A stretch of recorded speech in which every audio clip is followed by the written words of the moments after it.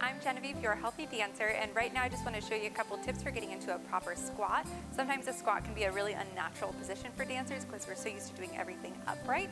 So a proper squat is going to look like this. Okay, so first thing I want you to practice is just a hinge in itself.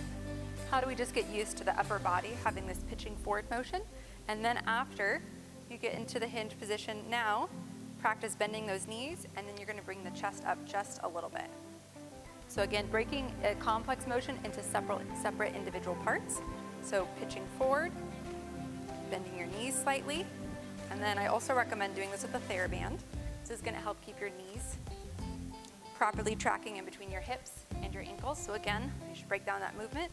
You're going to pitch forward and then bend your knees. And what you really want to make sure of is that your knees aren't falling inward, that they're also lightly pressing out against the TheraBand to keep proper alignment here.